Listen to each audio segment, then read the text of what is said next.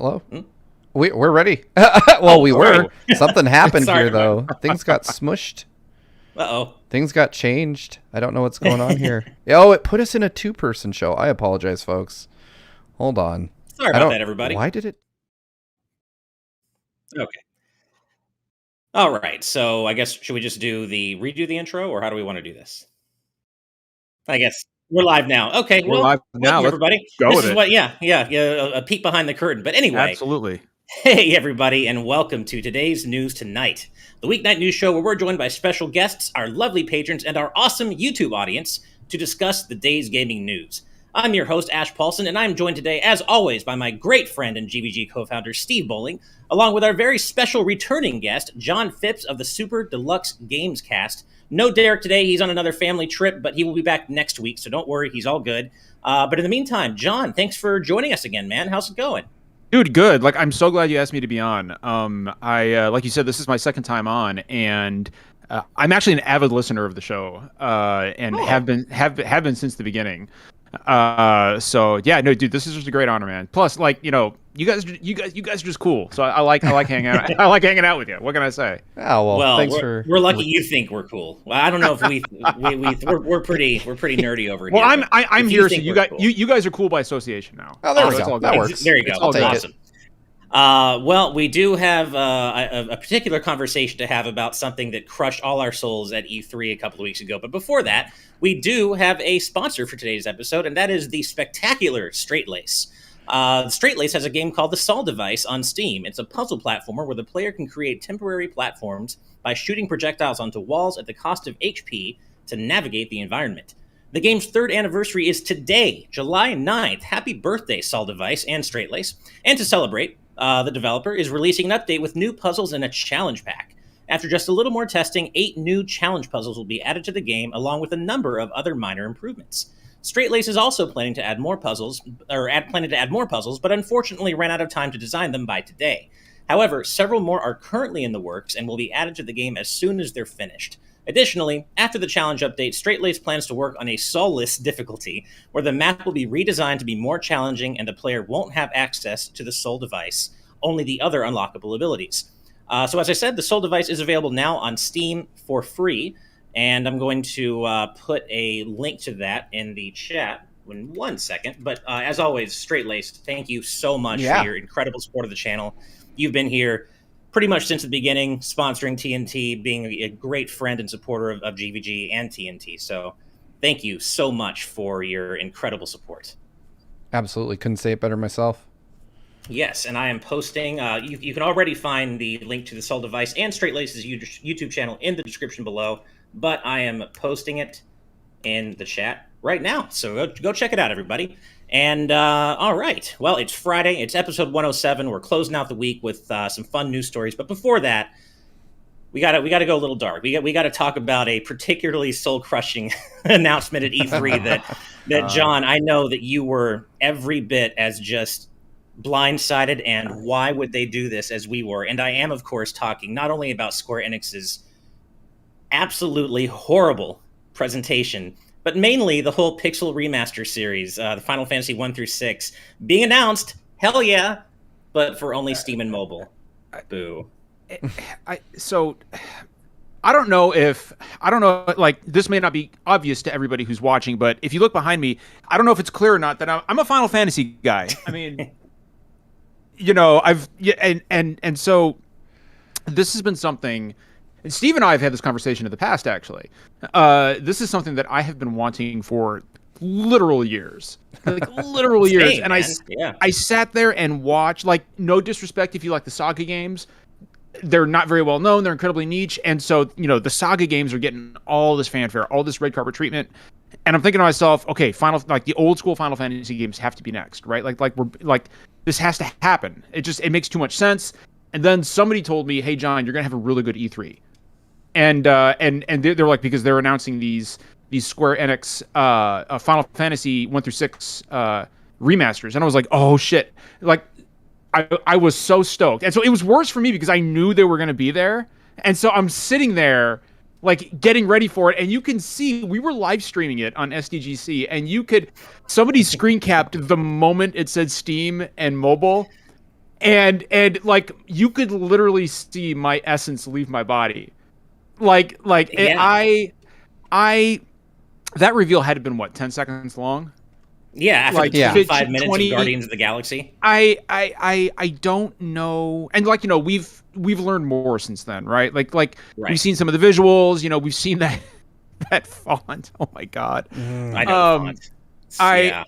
I you know, don't get me, like, I think the visuals look fine. I think they look good. Me too. Like visually it looks good. Like but I don't know why Square continues to shoot themselves in both feet like this. Like it's they did the same thing with Final Fantasy VI on PC and mobile, 5 on PC and mobile. Don't get me started on the after years. They released Chrono Trigger on Steam and just in an abominable condition. They had to go back and patch it 5 times, right? They had to patch it 5 times in order to fix it, and it's like, you know, it may sound petty, but I mean, these games are a huge part of my childhood. Like I mean, the Final Fantasy series is what got me into gaming, and to see the games that literally turn Square into what it is today, just getting treated like this, like literal afterthoughts, is just. And it's even wilder to me because you can tell that effort is going into these remasters. Like there's real effort going into these. Totally. Like look at Final Fantasy III. It's the first time that this game is presented in the West in 2D. Oh yeah. Like, I mean, and you went the extra mile for these visuals. Just at the very least, fix that font, guys. Yeah. Oh my god. Yeah. Our good bad. friend and font expert in the YouTube side of chat, Brandon Bovia, and real quick qualification for those of you that don't know, the dude literally letters manga for a living, so he lives in fonts. And he says that they used Arial Narrow for this, which is ugh. I mean, like, it's a fine, but it's so plain. It really feels like UI presentation. The font they chose was like I've programmed other apps before. It feels like when you program it in and you accidentally like fat finger the font name, and so the system just substitutes some other shit out for what you intended to be there. It really looks like that, and we all know that's not what they did. They wouldn't be like, oh, there's an obvious visual bug, publish those shots. This is just what they chose so far, and I'm hoping, I was telling John before we went live that this changes. I mean, it is a real easy thing to change. Like, of all the things you could modify about a game that is in development, changing the font used throughout is one of the easier things to modify. Just use the GBA font. I mean, like, it's right there, and like, you know, I was saying this earlier, but what's even crazier to me is if you look at the footage of Final Fantasy II, they've got attack numbers and, like, you know, 9 hits up there, and it's using a classic pixelated font. So I don't understand, like, and people, you know, I've had people tell me, well, John, it's just a font, get over it. But it's like these games are text based. Like, you're reading the entire game, whether it's conversations between characters or going to the menu. You have to look at this the entire game. And not only is it horrifically ugly, but it is so small. Like, imagine trying to read this on a phone.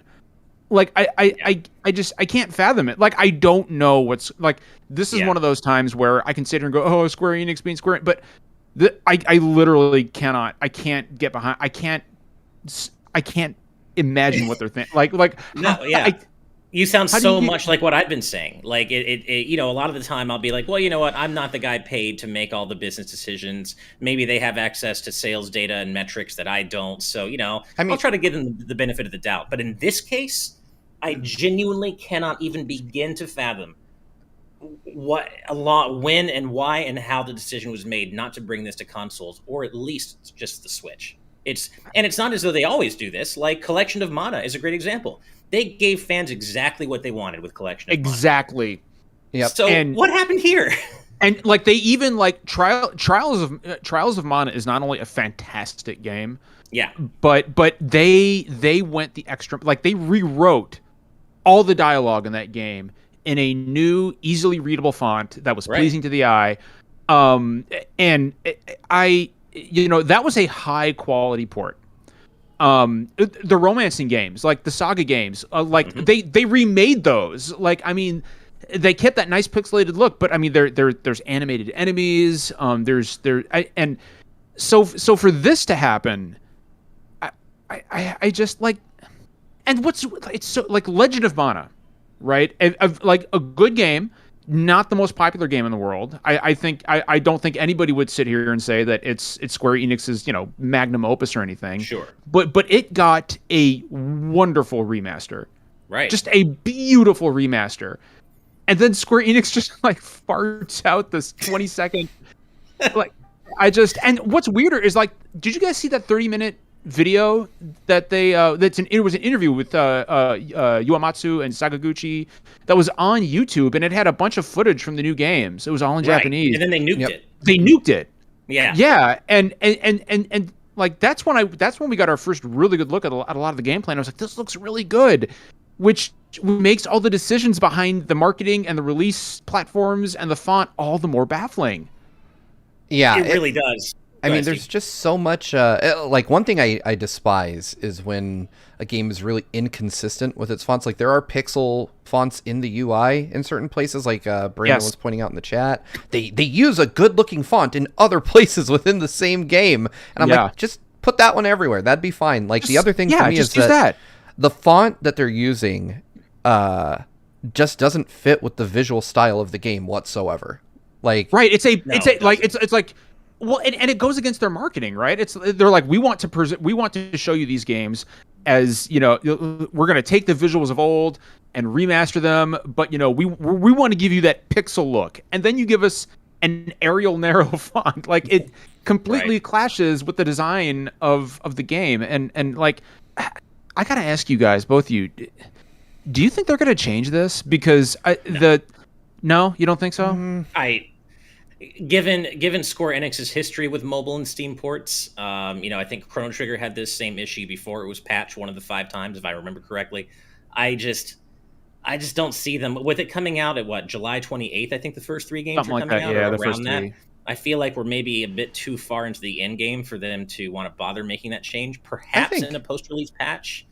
I just don't see it happening. I was going to say, with a release date just over 2 weeks away, I would say, well, just under 3 weeks actually. But either way, I would say that probably won't make release. But I wouldn't write off a post-launch patch for this, because I would bet, here's my pet theory on this, is that very few, if any, people in the West had seen this before Square revealed it at E3. And so you have a bunch of people who aren't native English speakers, looking over localized dialogue and going, looks fine. It's spelled right, grammatically correct, and they're not thinking about the readability of it. They're just like, yep, those are English letters and that works. And, I sincerely hope that someone in Square Enix's US-based marketing division was like, people that read and write English all day hate this. Like, you need to change this. Please just change the font to something else. I mean, they changed Chrono Trigger on PC. Like we said earlier, they patched it 5 times, and that was based on feedback, right? Like, that was based on people, responding to Square Enix and saying, like, what are you doing? Like, this is terrible. Yeah. And I feel like the reaction to this is a lot more visceral than it was for the 5 and 6 mobile ports or a few years ago. And I think part of that is just because people are like, guys, why can't you just get this right? You keep bungling these, and we just dude, just give me the original games at this point. Like, that's fine. Like, that's good enough. So, and we're still waiting for a Chrono Trigger Switch port. It boggles the mind that hasn't. And even if it was a $25 port of the Steam version, it'll sell. You know what? It's Chrono Trigger. I'm buying it. Whatever. It'll sell. But we don't even have that, and I just don't. I don't understand. I hate it. I talked about how I'm a mark for Nintendo. I'm absolutely a mark for Chrono Trigger as well. They could release it in any fucking state, and I'd be like, all right, here, have some more money. It's fine. Yeah. My 13-year-old is actually playing through it for the first time, and he's playing it from the cart on a Super NT. So at least I'm raising him right. Hell yeah, you are, man. After hearing that, you are definitely. That is the right age to play a game like Chrono Trigger 2. Yes, it is. He loves it too. When I played it, he just made it to Antiquity. So he's really my favorite part of the game. Yeah. Oh god, I My favorite part of my favorite game of all time. It doesn't get much better than that. We could talk about Square's screwing this whole thing up, and of course the amazingness of Chrono Trigger forever. I'm pretty sure literally forever we could, but we do have quite a bit of news to get through today.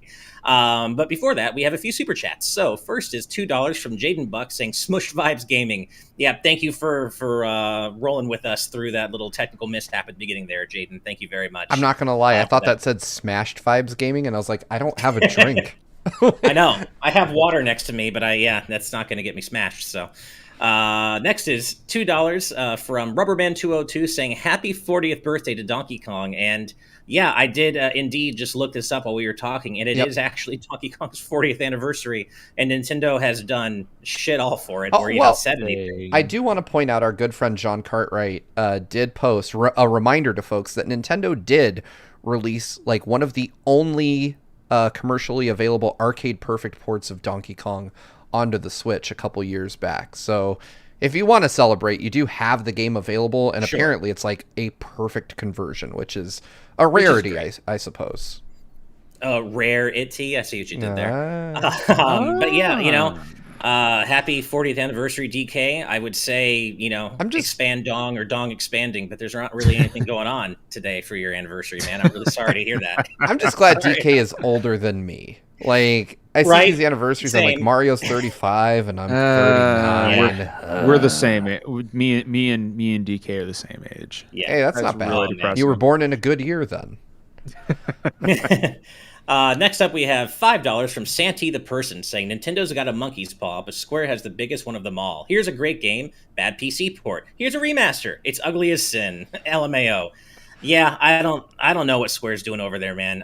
None of us do, and hopefully the fan outcry means that we will eventually see these pixel remasters come to consoles. I think that's what everyone wants. So let's hope that's what happens. We also have $2.40 from Nathan, the future voice actor, saying Kiddy Kong turns 25 this year. P.S. He is a good boy. Kiddy Kong, I think the verdict is out on that. I'm not sure. I have questions. If he's 25, why is he still wearing a onesie with a butt flap on it? Exactly. Hey, what's wrong with that? I do it all. I do it all the time, man. Like, don't judge. Don't judge. Yeah, I mean, hey, we don't judge here on at GVG or TNT. So. I'm wearing one right now. Like, you just don't see it because I'm sitting down. I mean, wow, even better. That's a bold move. It's fine. It's fine. I'm secure. Sounds like I'm secure material. Absolutely. Showing us. Oh man. Well, thank you everyone for your donations. And as a reminder, I will read out any future super chats between news stories, because this is a news show at the end of the day, and we have some news to discuss. So, with that said, let's go ahead and move on to our first set of stories. This is kind of our potpourri, scattershot approach of smaller news stories, just to cover really quickly. So let's get those up on screen. And first off, a game that I'm super hype about, and I think you are too, John, is Super Monkey Ball Banana Mania. Yep. And they're adding some accessibility features to the game, we have found out. There's going to be an assist mode that gives the player more time to complete the stage. You can also slow down the action with a slow motion feature for more difficult stages. And you can also reveal the route to the goal for more complex stages. And, for anyone who's played Monkey Ball, they can be pretty difficult games. Yep. They start off pretty simple, but they ratchet up in difficulty harshly. And by the end of the game, these games get really hard. So making these games more accessible to a more casual audience, I think, is always a great thing. Accessibility is always awesome. And I think these features in particular really fit and suit Super Monkey Ball style of gameplay. But John, I know you had a few things to say about this right before we went live. Yeah, I'm like you. I'm a huge fan of Super Monkey Ball, and I couldn't be happier that we're getting these remasters. Like, I am so excited about this. But also, excuse me, I agree. Like, I think accessibility in games is not only incredibly important, but right now there's a lot of focus on it, thanks in part to people like Steve Spawn and organizations like Able Gamers.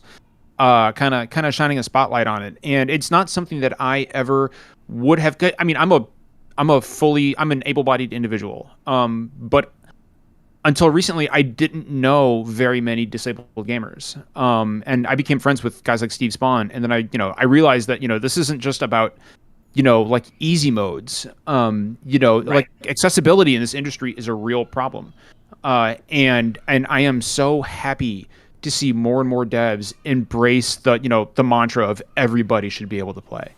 This is going, like, even something as small as this is going to help a lot of people, and that's not anything that anybody should be upset about. It's like the old, it's goes back to the old argument of, Dark Souls shouldn't have an easy mode.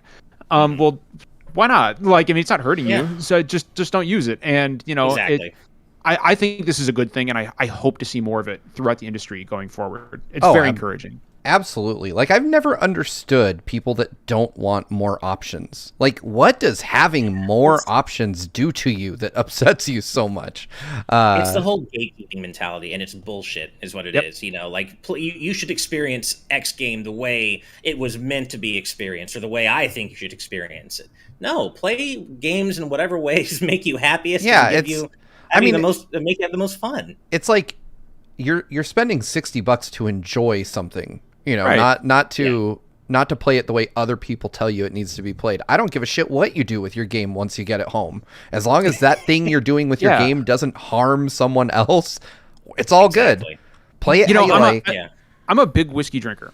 And, a little while back, I poured a really nice glass of, 100 proof whiskey. And I cut it with a little water. And somebody, a friend of mine said, "Hey, what are you doing?" And I was like, "Cutting my whiskey? Why?" And he said, "Well, that's not how the distiller intended you to drink it." And I said, "Okay, but this is how it tastes good to me, with a little bit of water." So and so, like, I don't give a shit how the distiller told me. Like, who are you to tell me how to imbibe my drink? Like, I'm going to drink it the way I want to drink it. And I think that same mentality applies here. Well, like, nobody made me cut my whiskey with water, and it's not going to hurt your like, I'm not putting water in your whiskey. So like, let me enjoy it the way I enjoy it, and you go enjoy it the way you enjoy it. If this helps people enjoy a thing, it's not bad. Exactly. But you're hurting all the gatekeepers out there, John. What about the gatekeepers? Yeah. What about the gatekeepers, man? The capital G gatekeepers. Will somebody not think of them? Yeah. No, it's funny how remarkably similar that is to a story of mine where I was out with a colleague having a few drinks, and I had like a couple of beers, and I ordered a sugary cocktail, like a sweet, fruity drink, because I like them. I like margaritas. I like, Long Island's. And he was like, no, you need to order a scotch. Let me order for you. And I'm like, but I don't like scotch. I don't really like whiskey or sipping. He's like, no. Hard alcohol is meant to be sipped. I mean, and as a man, you need to know how to do that and how to order the right drink. Oh, give me a fucking break. Fuck off with that, right? I'm like, you know what? This man right here is going to order another strawberry margarita and enjoy the hell out of it, and you can enjoy your scotch, and we'll be fine. And can I just get stuff like that? I'm looking at the live chat real quick. Can I just give a shout out to the entire Good Vibes gaming community? You guys have one of the most wholesome communities I have ever come across. You really do. Like, everybody is on board with this, and everybody thinks this is a good thing. You guys, all of you guys in the chat right now, you fucking rule. You are all awesome. Good on you. Like, this is great to see. I could not agree more. I think I say at least once per episode that how incredibly proud I am of the community that we have all built together. Not just us at the top down. Like, we've all built this community up together. And, that is so refreshing. I love it. Really is. Like, I was scared when we started our own channel about what would happen in the YouTube chat when we just opened everything up to everyone. And I'm so happy to say that, we probably have some of the most underworked mods of like any YouTube channel. And that is fantastic. But as someone who has gotten completely shit-faced with both of you, absolutely, yes. I mean, who cares? We're all going to the same place. Who cares how you're getting there? Like, exactly. I've drank with you. You know me, Ash. I drink both whiskey and I'll drink like fruity, sugary drinks. I don't really care. I mean, it's more about the people I'm doing that with. I drank bourbon out of backpack at PAX West. So In the post show, Steve, we'll have to talk about the time. Was it PAX East where we marched 2 miles through 10 degree below weather to go get pizza? Yes, that's amazing. Yeah, that was We'll have to. I have definitely had a little too much to drink with Steve in the past. We've been there, and that's yes, we have a big part of the reason I miss PAX. Not the being shit faced all the time, but the socializing and hanging out with friends and doing all that. Yeah. and being shit-faced all the time. Yes. Yeah. But no, with all this going back to gatekeeping, I always come back to the late and great Satoru Iwata's quote that games are meant to be fun for everybody, and they are. That's the whole point. They're not meant to be fun for a specific group of people. They're meant to be fun for everybody. More options is always better. Dark Souls or whatever you're talking about, and good on Sega and Super Monkey Ball for adding various options to make these very difficult games easier for folks who might just want a more casual experience. And I also agree with you, the Narukami Hedgehog, in our live audience chat when they say gatekeepers deserve to play games like Bubsy 3D, Superman 64, and Ride to Hell Retribution for the rest of their lives. I can't argue with that. Next up, this is a bit kind of a little egg on Sony's face, but Sony had to pull an ad earlier today, this morning, that featured an upside-down PS5. It was a horizontal PS5 in the ad that was set up upside down. And the thing is, it's a stupid mistake, but I also can't blame whomever made it because the PS5 almost looks a little better flipped upside down horizontally. It doesn't look worse, I would say. I'm not saying it looks like way better. What if we've all been wrong this whole time? And I know, it was supposed to be upside down. Yeah. Nice. Yeah. I'm looking at the picture of it. It actually looks kind of natural. The problem is it looks natural both ways. But I will admit, when I got mine, I was fortunate enough to get a review unit, and there were no instructions on how to set it up, and I was trying to figure out, which way would it work, because it's fucking huge. And ultimately, I was like, well, I'm going to have to take pictures of it, so I'll put it the way they put it in the marketing shots, right? But when I first set it on its side, I did exactly that, 100%. Even with the stand on it, I was like, oh, well, disc slot goes towards the top. It just feels like that's a logical way to place it. Right. And it sits flat that way. So exactly. It is a very weirdly designed console. The thing that I find interesting about this specific story, though, is, Ash, you and I, and I'm sure at some points you too, John, we've all interviewed people from studios and talked to people about stuff they're making, and there's always a representative there between you and the person you're talking to make sure that the company's best interests are both represented and reported on fair. Because I've definitely been in interviews with people for, I'll just call them out, specifically Nintendo in the past, and I've tried to kind of veer off the beaten path to get an interesting quote, and the PR person will be like, yeah, no, we're not here to talk about that today, you're not doing that to us. And I get it. That's 1000% their fucking job. And I guarantee you, on the set of this ad, there was at least one Sony person who was there to make sure that all the Sony products on set were displayed in approved fashion. So it is wild to me that not only did it get placed, this isn't a shot from the set, this is the whole ass video. And so someone was like, yep, that PS5 looks fine, let's go. Well, and there's Sony is usually very meticulous about this kind of thing. We had somebody from Naughty Dog on a while back, and we got a talk to before we went live about what we could and could not speak about. We had to submit a list of questions. There was a rep who was not part of the interview, but was kind of just right outside of the frame to jump in and, if she needed to. And it was all very tightly controlled, which is to be expected. So for something like this to slip through the cracks was really, really strange to me. I was not expecting that. Yeah, same. And to answer your question, we in the YouTube chat said, so they removed the ad. Why? It being upside down isn't an excuse.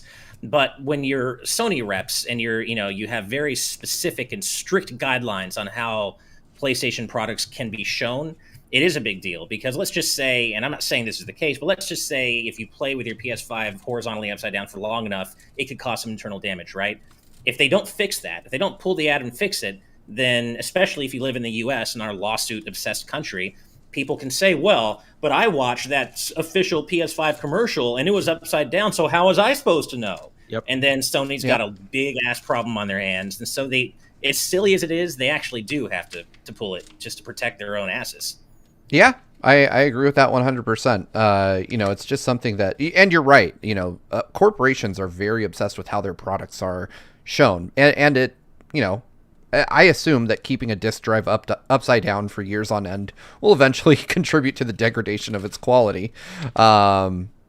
Yeah, I could definitely see somebody suing like, oh, I thought it would work. I mean, to be fair, I wonder, and I've thought this a lot. I've never tempted fate with it, but can a PS5 even operate in a space that is that enclosed for like months? You know, like I wouldn't risk it. yeah, this thing is warm on the top. Yeah. Like usually, Yeah, they're like warm air is coming out of this thing constantly. So I'm like, I feel like it'd cook itself in a small little cubby like that. But that, I guess that's a whole other. that's another ball of wax. I'll tell you what, though, Steve. Had you started the show with your PS5 in the background, upside down, just not even saying anything about it, just doing it, it would have been such a power move. Like I feel like that's a missed opportunity. Like really just waiting for somebody to notice it. Yeah. Yeah, that is one of these days. Now I have to delay that by like a month or two and just randomly do it and see Sorry if somebody about that. notices. Right. All right. Well, to move on to our final little news story in our potpourri of small fun news stories, and full disclosure, I am a previous employee of and good friend of UDON Entertainment, the publisher that makes video game art books. So just to set that up front, UDON has just announced their Art of Shantae hardcover art book, and I'm particularly proud of this because even though I didn't work on the book myself as an editor, I did help broker the deal between WayForward and UDON and get this book off the ground. So I'm really glad to see it has made it through production. It's coming out soon. It's coming out on, I think, August. Let's see. It's coming out on August 24th. Yes. Nice. And the UDON Store is going to be offering a San Diego Comic-Con 2021 online exclusive gold foil cover that's going to be up for pre-order on July 19th. So whatever version you want to get, this thing's coming out really soon. It includes art from all 5 Shantae games. There's alternate cover art for the gold foil stamping version, and yeah, it's the definitive collection of Shantae art. There's also going to be like behind the scenes concept art and line art and all that cool stuff. So if you're a big Shantae fan, like pretty much all of us are, I think here at GVG, especially me and Derek, this is something you're probably going to want to pick up. I can vouch myself. UDON art books are incredibly great quality. So yeah, it's just kind of a cool thing, and I'm happy for my buddies at UDON that they're able to get this released and out to Shantae fans. John, are you a Shantae fan at all? I have actually never played any of them. How dare you? I'm sorry. I was dreading that question. I was like, please don't ask. Please don't ask. No worries. No worries. I mean, if you love platformers, you should definitely check them out. I'm sure you've heard that before. They are. I'm a huge. I do love platformers. For some reason it just hasn't happened yet. Sure. But I'm going to. I consider this a homework assignment. Nice. Steve, I don't know if you saw on the UDON announcement page, but it says the wait is over. UDON Entertainment is ret to go, which is something you've seen me say so many times. And we're like, why does he say that? Where's that from? Yeah, it took me a while, like, because I'm not a Yeah. big Shantae fan. Like, I've played a couple of the games. They were, I don't know if they still are. You probably know the answer to this, Ash, but they were published by Xseed, at least for a time. And right.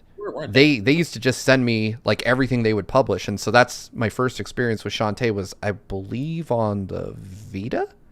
I think they sent me a Vita Shantae game. Okay, probably for Pirate's Curse or Half Genie Hero, maybe. Pirate's Curse. And they sent me like the collector's edition, and I played it, and I never finished it. Honestly, I should, and then I have a few of the games on Switch, and I still need to play those. I really want to play MVG's Game Boy Color port that he did. Oh, it's great.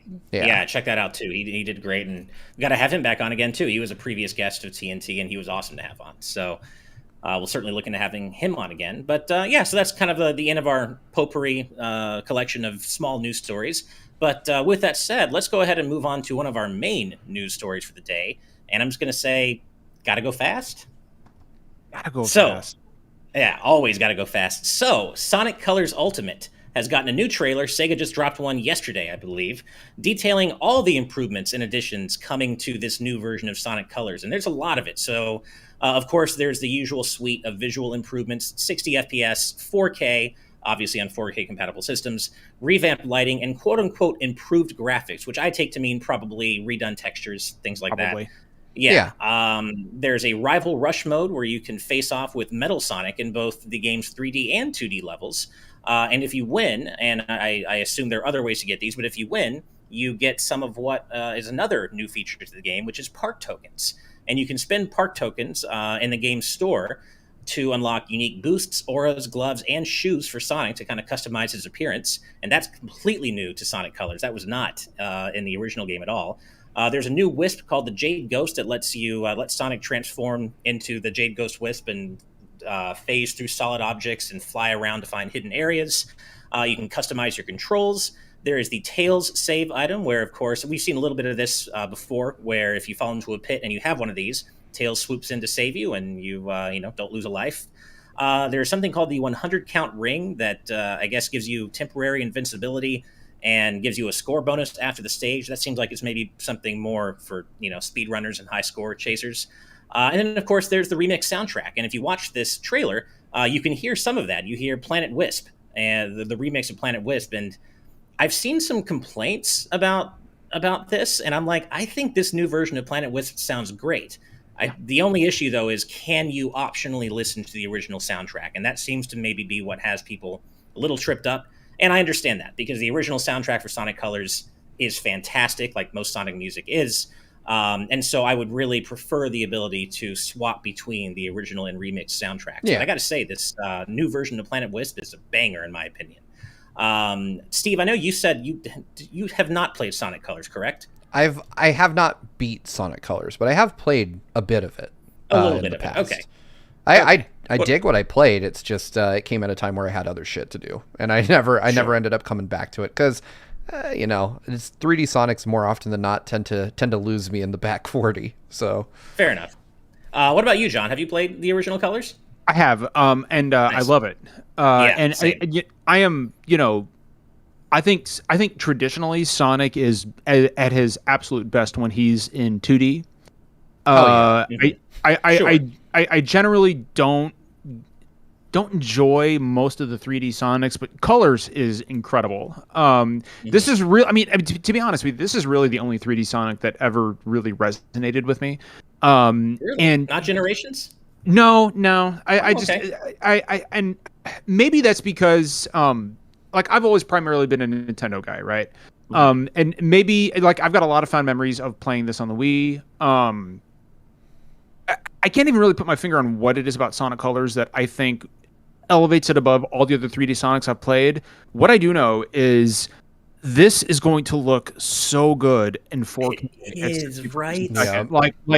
I have actually been wondering when this would get a remaster. And I am so happy that we're finally getting it. I would normally get this on Switch because I play, I would say 80% of my games on Switch. Mm-hmm. But this might have to be a PS5 purchase because I've got an OLED TV right back there. Oh yeah. Yep. With HDR and I don't know if I could pass that up, man. I do know if I can. I can't pass that up. I want to play this on my PS5 straight up. Yeah, my fear is that on Switch it won't hit that 60 FPS mark. I'm not super huge on the 4K thing, but the frame rate for a high speed game like Sonic is critical to me, and I want like a rock solid, no hitches 60 FPS, and I'm way more confident I'll get that on PS5 than on the Switch.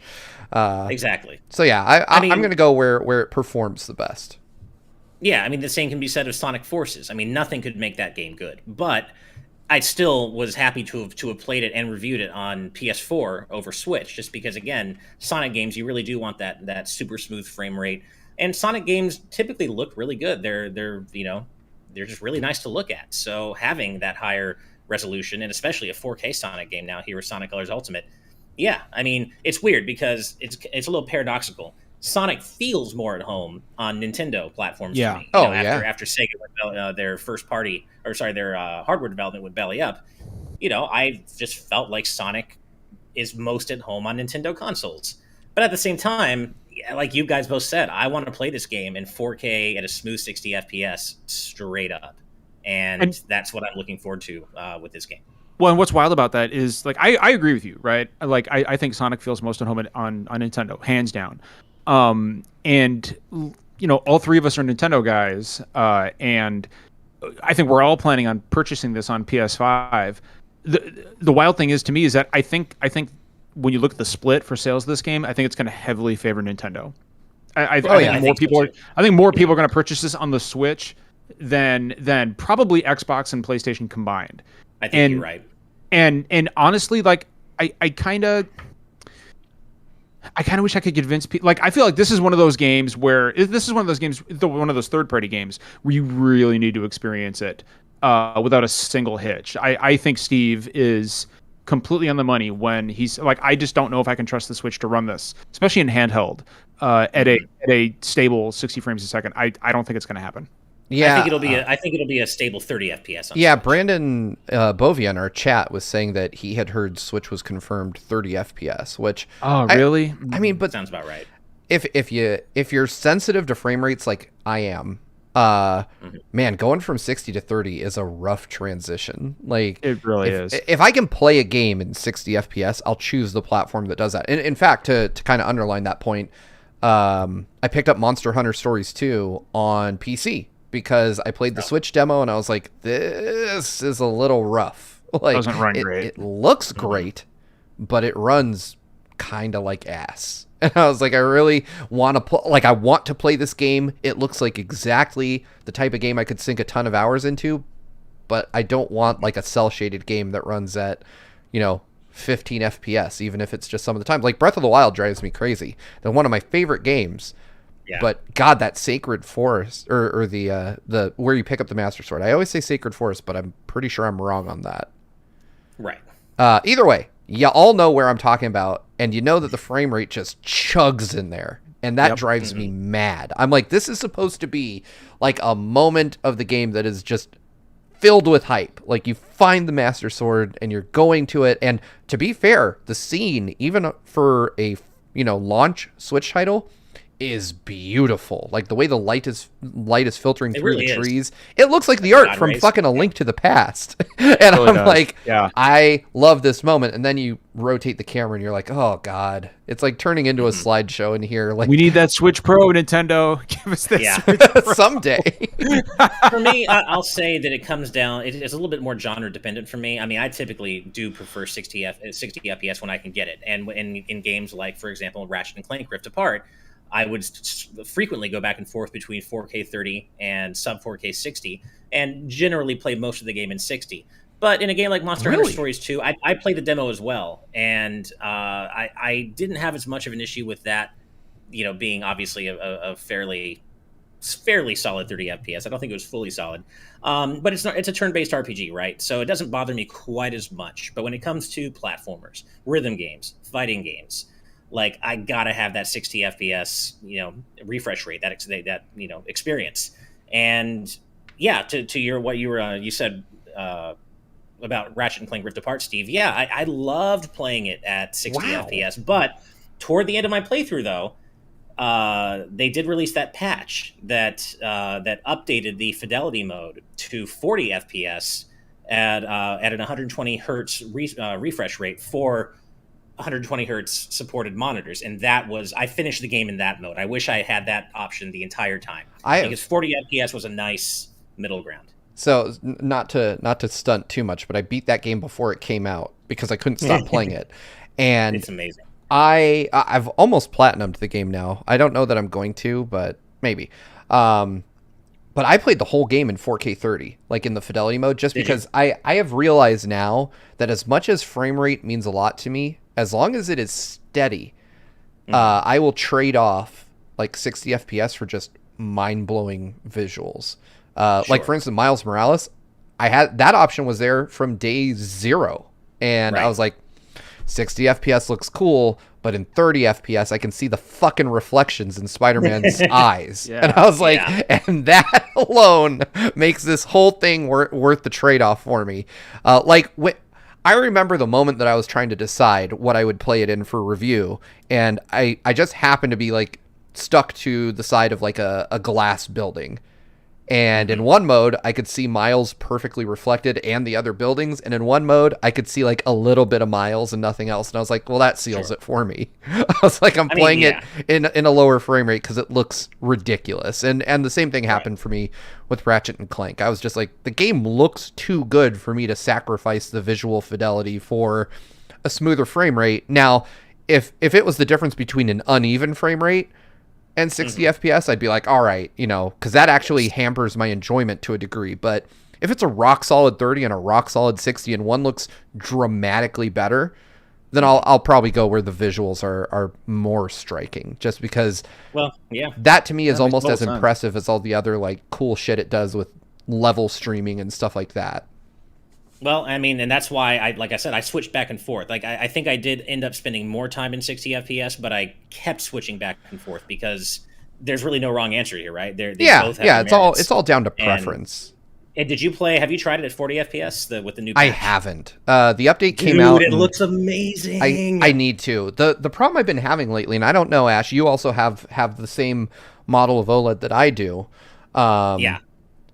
I've been trying to pick up some games that are 120 FPS, and I'm struggling to notice the difference at this point. Like, I booted up Doom Eternal, for instance, and I was like, 120 FPS in a game like Doom, that should be wild. I should be able to...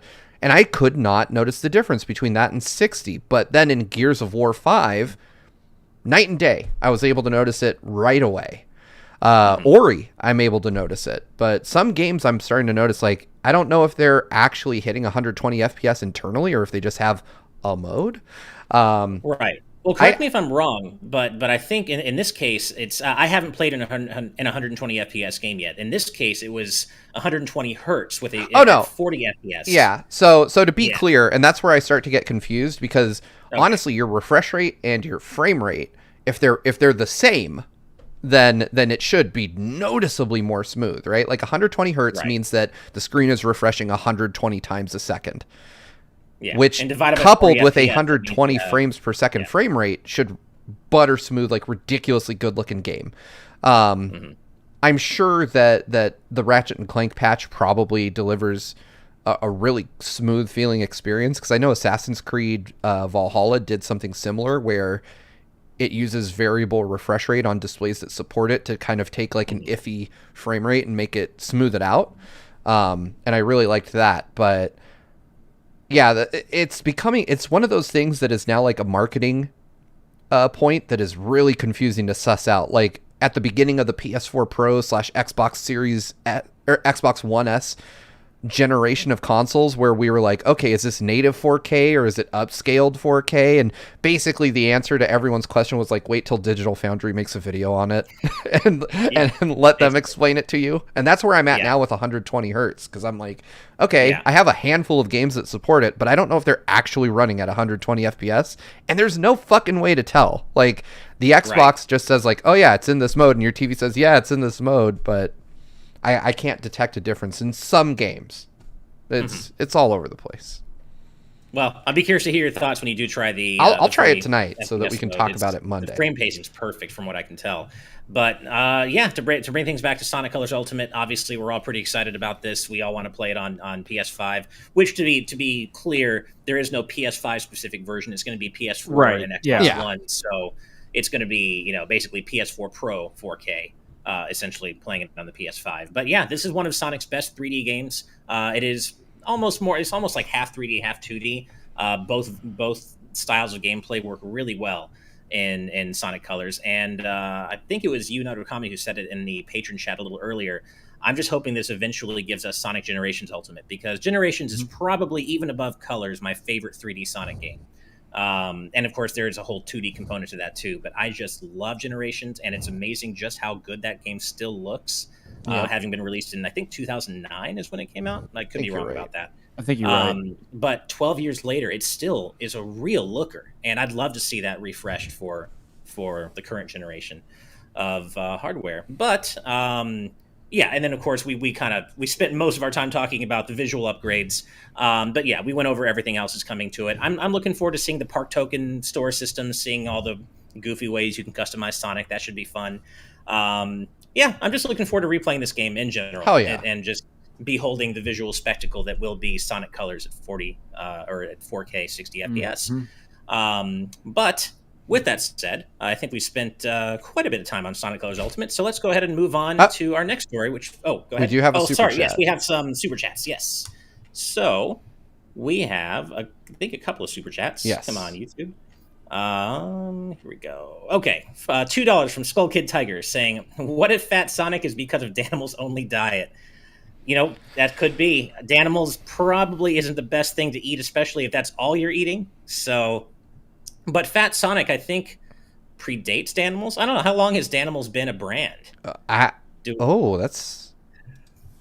Let's find out. That's a good question. I have no idea. Danimals founding. Like, when did that even come out? There's got to be a Wikipedia page for Danimals. I refuse to believe there is. In 1994, the company introduced Sonic Dan is older Danimals. than Danimals. So I think that theory unfortunately falls through. I don't think it's Danimals that made Fat Sonic fat. So I don't know what it is. Maybe all the chili dogs. Chili dogs, yeah. Yeah, probably. Yeah, but you'd figure he would burn that off really quickly. I mean, but he eats more. Think so. Yeah, he just eats more. But I mean, his metabolism is just going and going and going and going. Like, it's like throwing coal into a fire. I mean, but that underscores just how many chili dogs. What if the chili dogs are made out of like animals from Mobius, and they just have much higher fat content than regular animals? We're really getting into the lore of Mobius chili dogs. Even the now. deepest lore. The deepest lore. Yeah. We're going to the darkest place real quick with Sonic. Yeah. Well, thank you, as always, Skull Kid Tiger, for your donation. We also have $5 Canadian from Bongo Lover, our good friend Bongo Lover, saying any game without Danimals will run bad. There's a reason why Sonic Dash runs so well. This is just the your joke commitment to this bit is impressive. I know it is. Like I think you, Bongo Lover, have officially reached Kiddy Kong Facts or Jesse levels of like total and utter devotion to your character. In Jesse's case, it's Kiddy Kong. In your case, it's Bongo. But I take my proverbial hat, or tip my proverbial hat to you for really, really being dedicated to this. I love it. And thank you, as always, of course, for the donation. And finally, we have $5 from Black Ninja saying, hey, y'all, did anyone get the Sonic Colors Special 30th pre-order from Japan? How about Monster Hunter Stories 2 Special? Review coming? I personally did not. I would have loved to get it, but I just didn't get around to trying to track it down. But yes, we do have Brandon, our good friend Brandon, working on a Monster Hunter Stories 2 review. So look forward to that. The game already. He messaged me today and was like, I beat the game. And my only response was, please tell me you slept. I was like, please. He's like, oh, I fucked up my sleep schedule. And so I just reset it by playing the game. I was like, don't do that. God. You work for yourself now. Don't do that shit. And he's got bronchitis too. It's like, you are sick. You need to rest. Don't mess up your sleep schedule when you're sick, especially when you're sick. But yeah, Brandon is our resident Monster Hunter super fan. So just like he did with his Monster Hunter Rise review, it was obviously incredibly good and well informed. So certainly look forward to his Stories 2 review being much the same. It's going to be great. He told me he's working on the review over the weekend. So hopefully that'll come soon. I'm sure it'll be way better than anything any of us could have done because he knows like Monster Hunter inside and out. Exactly. All right. Well, let's go ahead and move on to our next news story, which we're going from Sonic, and now we're going to go to his rival, Mario. So let's get that up on screen. And I don't know that we'll have too much to say about this, but the upcoming Illumination Super Mario Brothers film, animated film, is going to be exclusive to NBC's Peacock streaming service, in the U.S. at least, after it leaves theaters. And this is part of a new deal that is going to see all Universal, DreamWorks, and Illumination films coming to Peacock after their theatrical runs. So, cool. I this guess shit is exhausting. I know all the different streaming services. Yes. Yeah. I'm sure I know somebody who has Peacock who I can bum their code. I have it to watch. I've got it. If you want to use it, like I can count on one hand how many times I've actually made use of it. Yeah. My wife is a huge super fan of The Office, and so Peacock came about when we were like looking for where we could stream it, and I told her, I was like, oh, it's on Peacock, and she's like, you're fucking with me. That's not a real thing. She's like, I don't believe you. She like did the Ron Burgundy, like, I don't believe you. And I literally had to download the app on our TV to show her. She's like, come on, like, this can't be a thing. And I was like, no, it really is. I'm just sick of like the litany of streaming services that we have now. There's Vudu, which I've barely even heard of. A buddy of mine has a Vudu account to watch some show or another. I don't know. There's Vudu and Peacock, and I think there's so many apps I don't even hear of these services. I have to ask, do we think this movie's going to be good? Like I I don't know how to feel about it. And I'm speaking as a huge Mario super fan. I just not interested in it. Well, maybe that's not the right way to say it. I'm apprehensive, I think. I think the problem is we just don't know anything about it yet. I think once it's hard to make a decision and kind of know how excited to be about it until we hear more about what it's actually going to be. Like, what's the story going to be like? Who's going to be voicing Mario? Is he just going to be going, Yahoo! Or that's my question, right? Yes. Like, Mario communicates in excited squeaks. Like, is that going to be like, woohoo? Like, is it just going to be Charles Martinet voicing 6 characters yelling the whole movie? Because that's not all that compelling to me. Like, I'd rather just watch I'd rather just play a Mario game. Like, I don't know. I'll be honest. As a Mario fan, I would be upset if Martinet did not voice Mario, at least Mario. But I want Mario to fucking talk. Like, I don't want to go to a movie and have just wah like the whole time. Yeah. I don't want that. I am out if that's what it is. My kids will love it, but like seeing the people that made Minions, who I loathe with every cell in my body, that doesn't fill me with confidence. Oh, good. The people who made the yellow one-eyed Tic Tacs are making a Mario movie. If I met a Minion in real life, I would choke it out so fast. I would kill and eat it. This got dark real fast. Right? I hate them so much. I'm like, I have 4 kids. Do you know how much Minion viewing that entails? That's a lot. To me, I just kind of just disregard them because for me, they've always been budget serve bots. It feels like somebody at Illumination was like, oh, I love Mega Man Legends. Serve bots are great. We're going to make our own crappy versions of them. And that's just kind of, they've always reminded me of just, crappy serve bots. I want them added to Mortal Kombat so I can kill them. Like, wow, this is if you're not really dark. If they don't get Martinet to voice Mario, if they're planning on having Mario just like enunciate himself for the whole movie, it's got to be somebody like James Earl Jones or Arnold Schwarzenegger, just somebody Danny DeVito, Danny DeVito, right. somebody with a baritone, like somebody like Mario opens his mouth and you're waiting for Yahoo, and instead he's like Bowser, I'm coming for you, like I want a really really deep baritone Mario for once. If they get somebody unofficial to play Mario, I want him to also call himself Mario. Mario. Oh, no, I've heard Mario too many times. My grandma used to say Mario, and it drove me nuts. Rest in peace, Bob Hoskins, because he would be my first choice. Like if Bob were still with us, it would have to be Bob Hoskins, just for continuity purposes. Like, tie the whole thing together. Do like the Mario cinematic universe. Like how they're doing the multiverse. Just have Bob Hoskins and John Leguizamo's Mario movie be just one part of a larger Mario story. You know what? I take your Bob Hoskins and I raise you a Captain Lou Albino. I have a soft spot that's for the good. Super Mario Brothers Super Show. That's real good. I would love that. Would be really cool if we could get like a Lou Albino sound alike too. It's like they say, neatness counts. Yeah. Oh my god! Now I kind of want this like cursed version of Mario more than just like the Mario multiverse, right? Like just different versions of Mario all in one movie. Some of them have to be animated, and some of them have to be played by real life actors. Into the Marioverse, like Super into Mario the Marioverse, absolutely. Yeah. There we go. That reminds me of you know what they say, all toasters toast. Yeah. Like, what are you even saying with that? What? Who wrote that line? my most vivid Mario TV movie is fuck you, Luigi. That's peak live action Mario to me. So what was he actually saying in that? He was saying like, "Thank you, Luigi." He was saying, Luigi. Okay, yeah. But I've listened to it probably 100 times, and I'm sorry, I don't hear it. I don't hear "Thank you, Luigi." I hear "Fuck you, Luigi." That's what I hear. Yeah, that's what I hear too. I love that show. I think it's either on Hulu or Netflix. But there have been a few late nights where I'm like, I kind of getting ready to go to bed, but I'm not quite ready. But I don't want to like play a game and get my brain all wired and going again. So like I'm flipping through. I'm like, oh, the Super Mario Brothers Super Show is archived on here for all time, and I'll just go back and watch a few random episodes. It's not a good show, but it's just so weird and goofy. And do the Mario.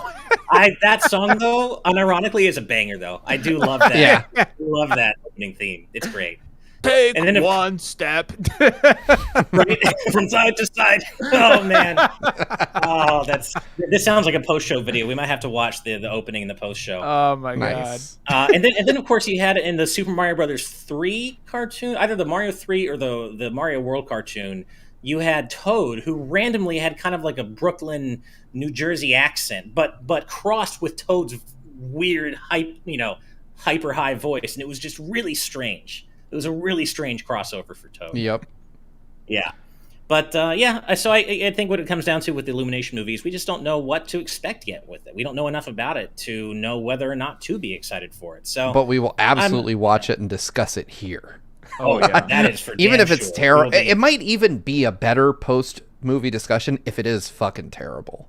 I'm putting down money right now that a rabbit pops up somewhere. Oh man. Ooh, there's gonna be a rabbit in there. There's gonna be a rabbit in there somewhere. I mean, a rabbit I'll be okay with. Hopefully not Minion though. I hope a Minion doesn't pop up in the movie at all. Yeah.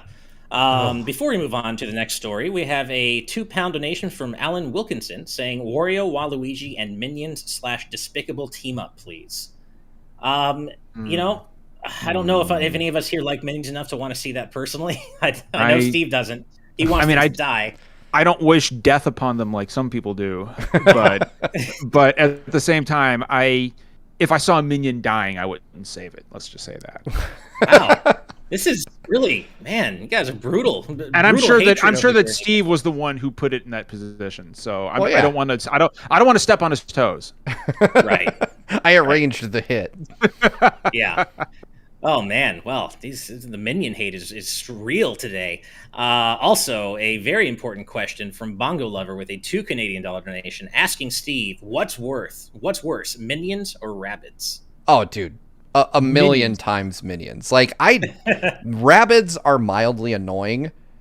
I would slam my fist through a Minion's goggle just to pull its eye out. Like I hate so much. Good Lord! Wow, they are viscerally upsetting, and yeah, I'm not gonna sugarcoat it. I would commit minion genocide. I would just kill every single one I found.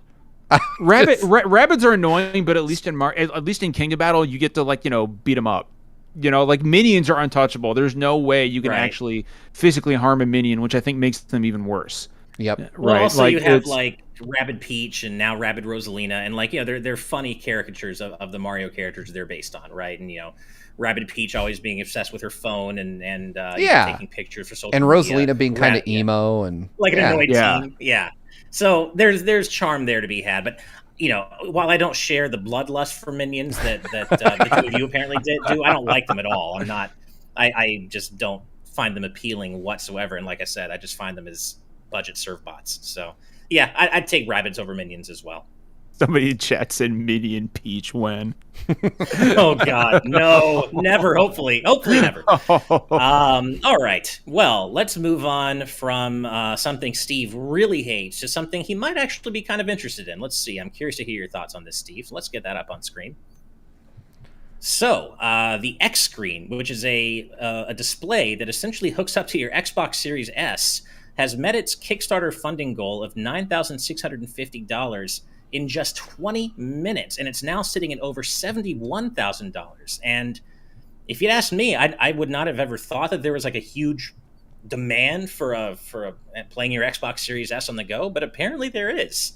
And Steve, you're our resident tech enthusiast, and so I'm curious: is this something that would interest you at all? Do you see a need for this? That's going to be a no from me, Ash. Okay. So I was definitely the guy that bought a product like this in the GameCube era. I was like, oh man, I can play Smash Brothers on a 4-inch screen. Amazing. And I definitely went that route. And I can tell you that these are just not all they're cracked up to be in most cases. They are usually really shitty, like TFT LCD displays with bad viewing angles. They get the most bargain bin ass LCD screen. But that's really not why I'm not interested in this, because I do get the appeal of something like it. But I mean, it's 2021. We have the Switch now, and I no longer that scratch for portable console gaming has long been taken care of, or that itch for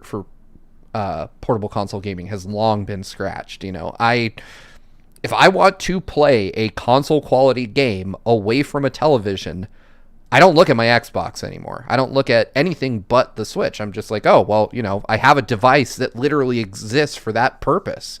So I guess, if you're an Xbox only player and you want that, even thinking of it in those terms, it's a little bit baffling because we have xCloud and I could just use my phone. And if you've got the money to buy a Series S and this screen, you probably also own a smartphone. Odds are really good that you do. But clearly there's a demand for it. I don't have an out and out hatred of this thing, but I guess I've just my perception of how games are played has shifted thanks to the Switch. I look at my Xbox and my PlayStation as things that when I want to sit down and have, the full on experience, 65-inch TV, sound system going, those are the consoles I look to for that kind of thing. For the Switch, if I want to play something on the go, portably, then I'm looking to smaller devices now. I can't imagine in this day and age packing up my Xbox and like taking it with me with a screen bolted on. It just sounds crazy. So, but I guarantee there's a market for it, and I guarantee you when Halo Infinite launches, you'll probably see a ton of people doing this so that they don't go through xCloud. They have their ability to do this in a hotel room or whatever, but it ain't for me. Not anymore. Right. For it to have made over 7 times its initial funding goal, though, already, and let alone hit its funding goal in 20 minutes, if you had shown me this before the Kickstarter went live, I would have been like, maybe there's a demand for this. You might make it. I don't know, but it just blew it out of the water. So good. Hey, so people want what they want. It's the timing on this on this discussion is interesting because just yesterday, I pulled out my old PS1. I've got the LCD screen attachment, and I was just sitting in my closet and I was like, why did I ever stop using this thing? And I booted it up just yesterday. Within 10 seconds, I was like, oh yeah, that's why. And like it's a great idea, but like Steve said, and we are now in an age where you can stream. Not only do you have the Switch, but you can stream your Xbox to literally your toaster. You can stream your Xbox to anything now.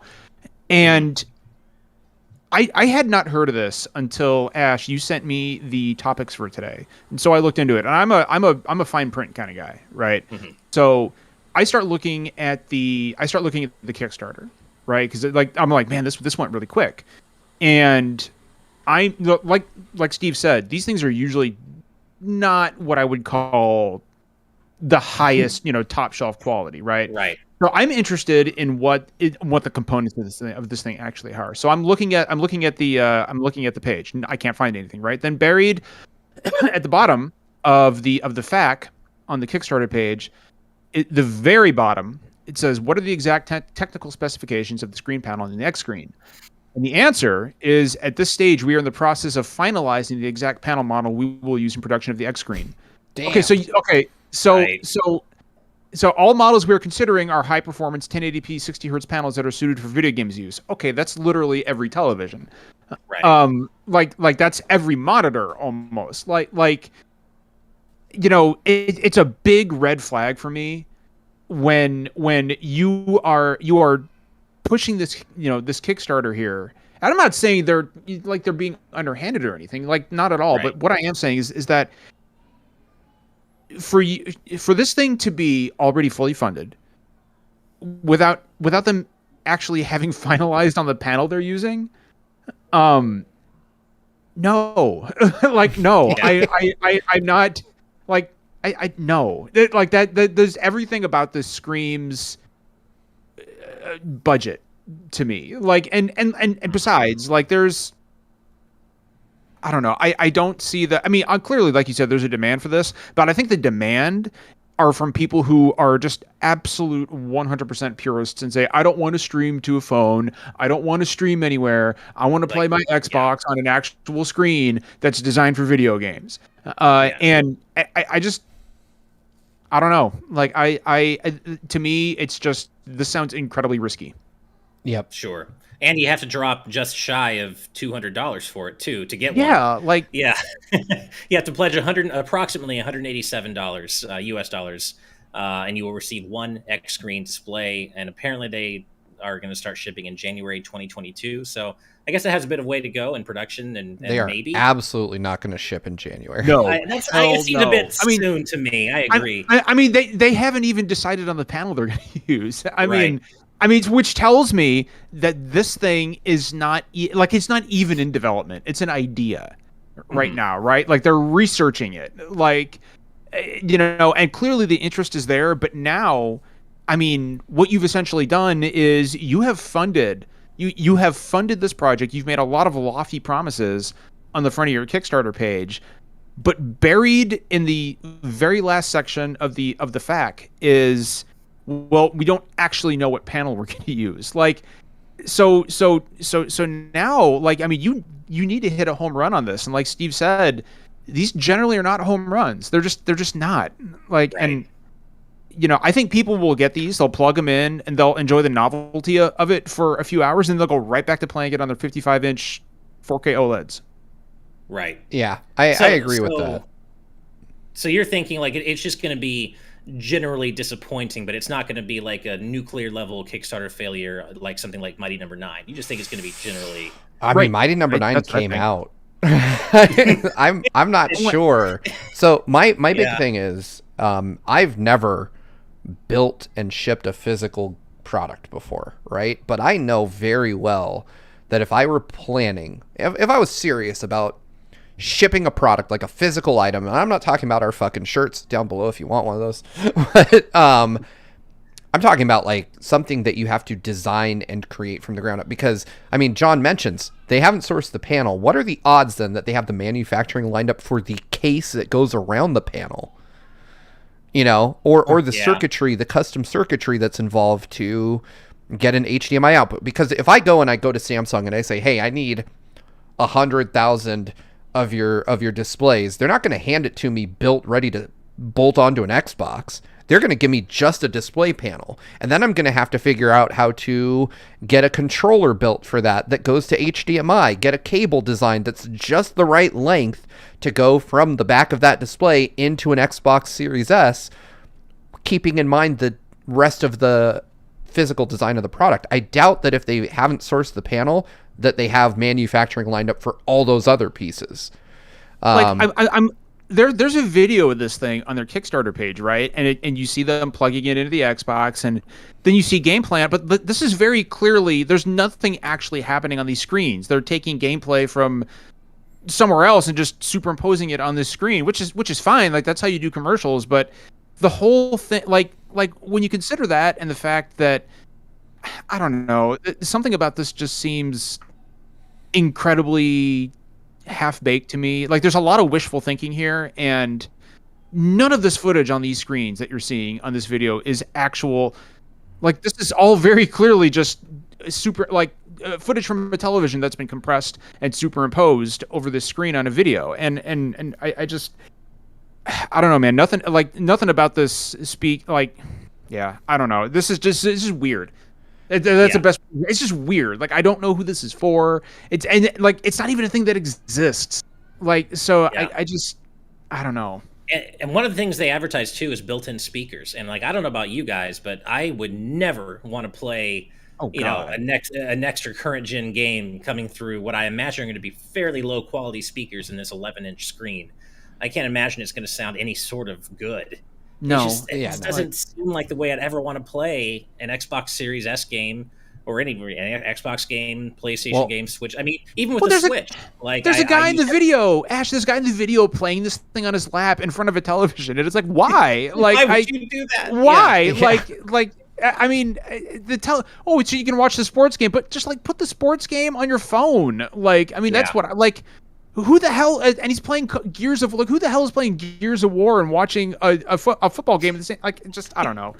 Yeah, you have to really hate xCloud to want to use this over. There's a lot that's really iffy about this thing. The other thing I want to point out too is that they're talking about 1080p 60 hertz displays, And the Series S can go way above that in terms of both resolution and, I mean, it outputs it, but it goes to up to 120 FPS. The Series S can do 120 FPS, albeit at lower resolutions than the Series X. So you're hobbling the capabilities of the console by connecting this display to it, which if you're designing a console, if you're just designing a display for a particular console, you would think that display would be able to do all the things that the console can do, or match the console's capabilities. It is just a really weird product. I'm like scrolling through the video, and like there's somebody playing this in their car, and I'm like, what the hell is the Xbox plugged into?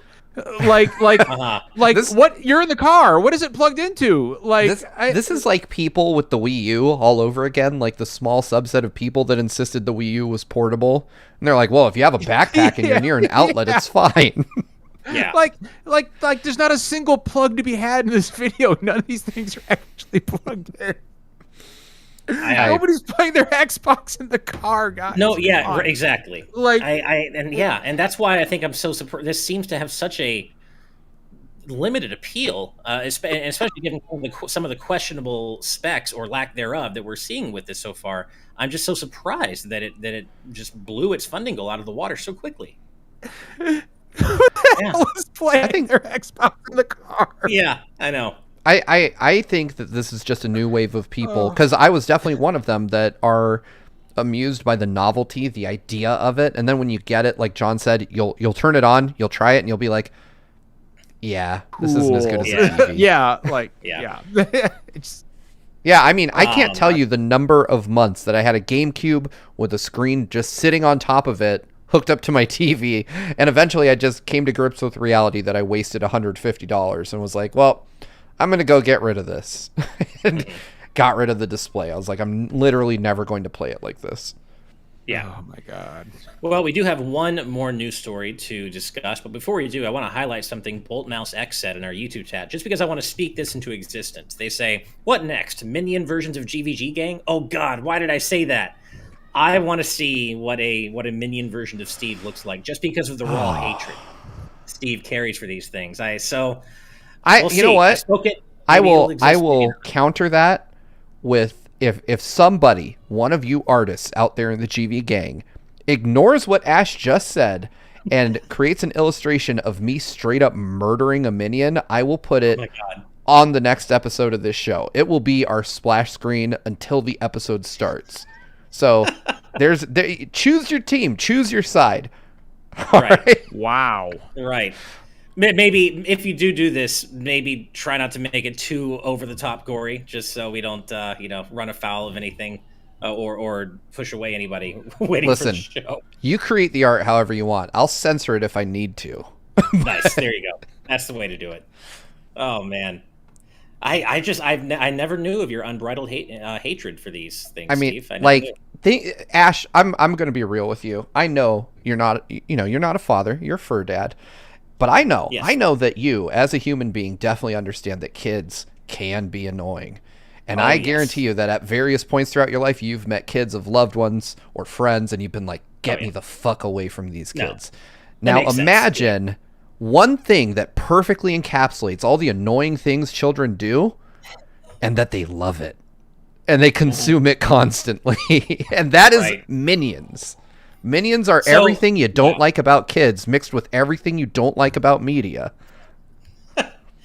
So, like, would you compare them to like Teletubbies or things like that? Like, I mean, like, are they that bad? Or Teletubbies at least would like accidentally lean into funny shit sometimes, whereas Minions just never do anything that would entertain someone over 8 years old ever. Gotcha. All right. Fair enough. Hey, and I do get the kid angle, though. Of course, I'm not a father, but I cannot imagine being forced to be surrounded by Minion media at all hours of the day. That's got to be... For a while, my oldest had like a Minions nightgown, and I was like, I want to light that thing on fire. I want this thing to disappear so badly. I was like, leave the kid. Get rid of... All right. Well, All right. let's move on from our minion bloodlust to our final story of the day, which is great vibes. I specifically put this story at the end so we can head into the weekend with great vibes, because this is just awesome all around. So, Motomu Toriyama, Final Fantasy VII's Remake's director, has recently praised the diversity scene in The Last of Us Part 2. He says, The Last of Us Part 2 really delivered on its consideration for diversity, right down to the UI, and I would imagine that the cost of debugging on that game was massive. However, having achieved that makes it a great game that sets a benchmark for the industry. I think that expressing diversity with LGBTQ plus inclusion is an important issue for everyone involved in making content. In Final Fantasy VII Remake, we rebuilt the original game using the latest technology, but we felt that it should not stop at the technical side, and we needed to update the story content being shown in line with modern sensibilities. And I think this is awesome just because we have talked on the show before about how culturally Japan is lagging, it lags behind when it comes to treatment and proper representation of LGBTQIA plus folks. And so it was really nice to hear, I guess, a big-time Japanese game director praising The Last of Us Part 2 specifically for its focus on diversity. And, I'm certainly not going to sit here as a heterosexual white male and tell people, how they should feel about the Honeybee Inn stuff and Wall Market and everything, how that was handled in Remake. I enjoyed it, but I'm also not part of one of those communities, so I'm certainly not going to say whether it was good or bad. But it seems like they're trying to do the right thing at least, and they're not just ignoring it. And I just think this is great, and good on Toriyama for saying this and for shedding a light on this, because The Last of Us Part 2 should be praised for that. Yep. Absolutely. Last of Us Part 2 is a fucking awesome game. Yes, it is. Great. Love that game. You guys know that I'm a fan of games that don't necessarily wrap up with a happy ending, or that tell a story that is difficult to be witness to. And I like that. I like it when a game can make me feel uncomfortable but keep me playing. But I think The Last of Us Part 2 did a great job with depicting different types of people from different walks of life in a way that was respectful. And I think it's really cool to see statements like this coming out from big-time Japanese publishers and developers where, as we've talked about in the past on the show, things haven't moved forward quite as quickly as they have in other parts of the world. And it is about time. Like, people need to, the games you play should not make you feel worse about who you are as a person. And I think that, taking a beloved classic, and I totally understand the argument that games like Final Fantasy VII shouldn't be touched or altered, but at the same time, if you're remaking the game, it's a great time to revisit some of the more offensive aspects of that game, things that haven't aged well. There's ableist language in the original Final Fantasy VII that at the time, nobody really batted an eye at, myself included. It was commonly used as part of the lexicon back then. And I remember thinking about, well, shit, how's this going to be when they bring out the remake? And I'm glad to say that it just isn't there, and that is fine. And if you're the type of person that gets offended by the fact that a slur is no longer in your game, no, Steve, the internet told me that the game is unplayable now. It's the artistic vision has been compromised, and by the artist himself. Yeah. Like I thought The Last of Us 2 was a brilliant game, and it's about time that a story from the point of view of a very openly LGBTQ character was told.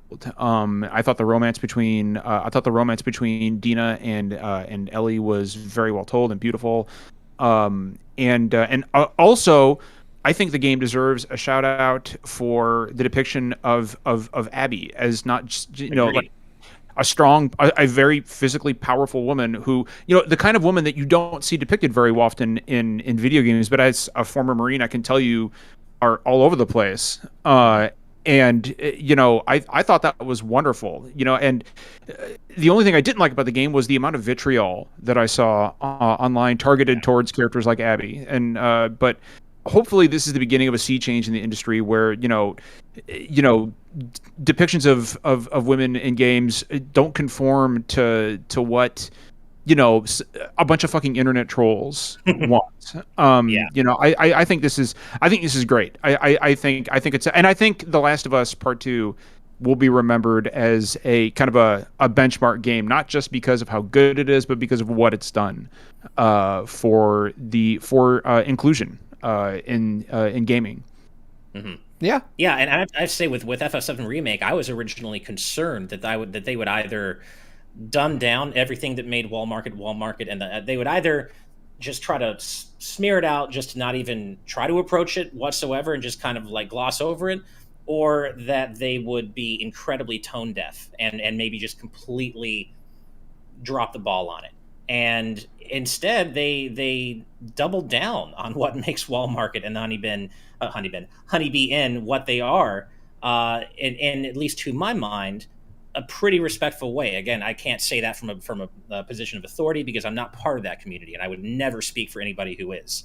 But I was just shocked with the way, at least to me, seemingly thought the way they handled these things. And I was really worried they would just try to kind of gloss over it or erase it, or just be horrifically tone deaf. And so, yeah, it's just great to see Toriyama highlighting this. And I want to also, speaking of highlighting, I want to highlight something Captain J. Linebeck said in our chat, saying, "You say Japan lags behind, but the U.S. is currently doing great at making trans people feel welcomed with those laws they're introducing." And absolutely, yeah, as an American, I am disgusted by the racism and the anti LGBTQIA plus sentiments that are running rampant in our society, and all the laws that are the right are trying to introduce. I'm not saying that America's great at it. We're not. We were just saying that culturally Japan has lagged behind with their representation and such. But certainly, I'm not so here sitting here saying, "Oh yeah, the US is doing great at it." We're not. We're not at all. Yeah, no, it is not time for a round of back patting over here in the U.S. No. We very narrowly avoided 4 more years of that racist fucking Cheeto in the White House. So, I'm I'm not saying we're doing great, but I am saying that things are bad in a lot of places, and Japan has been one of those spots that is kind of known for being conservative with their views in the past. And so I do want to point out when something good happens in a country where honestly I would not be surprised to hear it being very much the opposite situation. Right. And I do want to point out, Ash, you were talking about Final Fantasy VII and its depiction of the Honeybee Inn and Wall Market and stuff like that. And I do think, one of the common refrains you hear from folks that are upset about shit like this, that are upset, that changes are being made, is that they think things like this are going to just be erased entirely from games, and there's value in depicting awful, bad, like uncomfortable things in games. There's absolutely value in those. And I don't think anyone argues that you can't have references to things that maybe make people feel uncomfortable, but it's about how you handle those depictions, right? Like, obviously, most people are upset by the idea of mass murder and genocide, and those are common themes in games, especially in Final Fantasy games. Let's not, without going into spoiler territory, let's not forget what Final Fantasy VII's main antagonist's goal is, but it's in how you handle it. And I think that, again, I agree with you, Ash. I'm not a member of the LGBTQIA plus community, so I'm not going to try to speak for them. But I do think it was handled, in my estimation, as someone who has lived a very sheltered life. I do think it was done in a tasteful way. It didn't poke fun at people and go, "Oh, look how weird and funny this is. Oh, we're not like this." It was, to me, it was handled pretty damn tastefully, and I personally thought it was one of the highlights of the remake for me. Just seeing how Wall Market was realized, how it was a place that you definitely wouldn't want to be walking around at alone at night, no matter who you are, unless maybe you're wielding like a 19-foot sword. But I think they did a good job, and I do think that it is right for Square to look at the world around them in 2021 or 2020 in the case of this game and say, it's not 1997 anymore. We should probably update some of this stuff. And I'm glad that they did. I'm very happy with the direction it's taken so far. And I mean, they've got me sold no matter what on however many chapters this ends up being. But right. Yeah. It's good vibes all around to just think about the fact that, these companies are coming around and realizing that people don't just come in two shapes and sizes, and that it is worth it to depict people of all walks of life and all, people are different. And I'm glad that we have the visibility to that now, because honestly, in the 90s, I don't remember, I had not even heard of, trans people or anything like that. It was just something that was not occurring to me as a young teenager. And I'm glad that, we have the ability to know that these people have been marginalized for so long and that they're finally getting some fucking representation. That's what matters to me. And if you're offended by that, go away. Like, if it bothers you that people that don't look like you are in games, stop playing games. Like, we don't want you. It's not... You're not worth our energy. Like, well, and like, for anybody who may not like you saying that, like, look, I hate to break. Look, I mean, if that's your train of thought, if that's where you are, then you're in for a bad time, because that's where things are trending. So you either better just get with the program and learn to deal with it, or find a new hobby, because we talk about how we this is the only instance when I'll say gatekeeping is good. I don't want you here. Like if you. Yeah.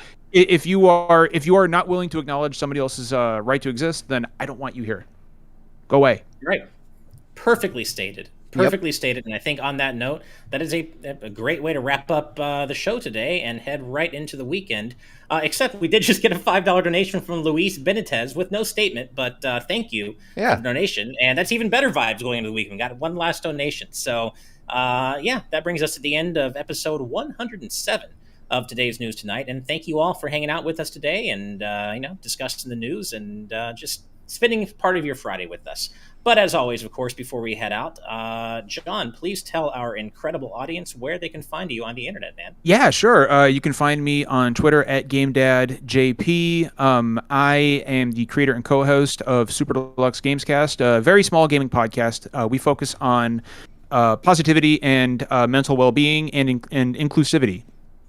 And we go live every Thursday night on Twitch at 9 p.m. Eastern Standard Time. You can find us at twitch.tv/official SDGC. You can find us on Twitter at official SDGC. And we also have a Discord with over 300 people. We like to foster a very diverse, inclusive environment. As long as you are willing to accept, basically everything we just talked about. We don't want any bigotry or racism or intolerance in our Discord. You will be swiftly shown the door. Am I allowed, I don't want to poach people from your Discord, but am I allowed to drop a link to our Discord here? Yeah, of course. In chat if anybody wants to watch. Okay. If you guys, that's a link to a tweet with our Discord. But we would love to have you. We're always super active. We have community game nights. We have community movie nights every 2 weeks. We have a lot of fun, and I really hope to see you guys there. You're welcome. Come on in. Well, dude, we're always, it's always an honor having you on. Obviously, we, all value the same things. We'd love to have you back anytime, man. You're an eternal friend of the channel. Absolutely. We'd love to have you back anytime. And thanks so much. And of course, we do have links to John's Twitter as well as Super Deluxe Games Cast everywhere on the internet in the description below. So if you didn't catch all that when you were saying it, just head to the description and we have them all there as well. But with that said, that brings us to the end of the show. And we do, as always, have to give a huge shout out, huge thank you to all of our patrons at the producer tier and above for helping to make today's News Tonight happen. Because without your support, it would not be happening. And we love hanging out with you all 3 times a week, talking about the news, having awesome guests like John on our show. So thank you a million times for helping to make this show happen. But of course, we also have to give a super special gargantuan shout out to all of our patrons at the executive producer tier and above.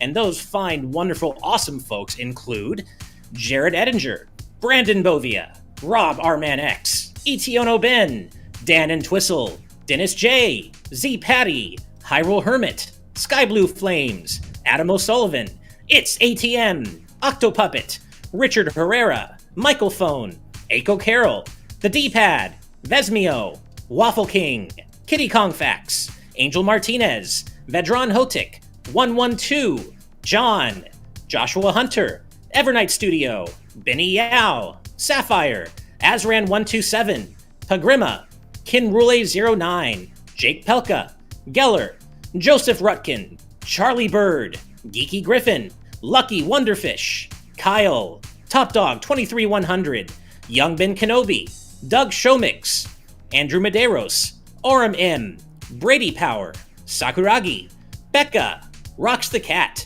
Fizzywig Hoyd, Critmonger, The Legend of Groose, Eddie B, Kai Ed, Kit Fisto, West Egg, Deaneth, Kota, Michael McCaw, Matthew Wong, Goron Amber, Straight Lace, Justin Matthews, Hoobie, Too Much Spaghetti, Mega Conrad, Ascaron 809, Kane, Captain Finlandia, 60 Minutes and 60 Seconds, Christopher Masterson, Spicy Pandotter, The Game Orb, Dano the Artist, Grantles, Ravelox, Synchrolord, Brainchild, Rosa Pardo Bowling, Hi, Mom. Kotar Peck, Scuff 196, Skull Kid Tiger, AJB Cool, Blizzica, Jason Uloa, Jaden Buck, Phantom Project, Cystic Warrior 29, Darik, Ray Clausen Jr., Nathan the Voice Actor, Hulkamaniac 55, Bongo Lover, Mumbling Yeti, and last but certainly not least, Cameron Sharp. Thank you all so much for your incredible support of our channel. And if you are interested in supporting us, just a reminder that we are Patreon funded. You can find us over at patreon.com/gvgaming, where we offer a variety of tiers that you can support us at, ranging from $1 a month all the way up to $400 a month if you feel like sponsoring TNT like our amazing Straight Lace did today. But whether you support us on Patreon or you just support us over here on YouTube, we love you all the same. It would mean the world to us if you could drop a like and subscribe, ring the bell to be notified when we upload new content. But we love you all. Thank you so much for supporting us. And we will see you on Monday with Derek back in tow for episode 108 of Today's News Tonight. Until then, everybody, have a great weekend. And good night, good vibes. Bye. Bye, everyone. See you later, everyone.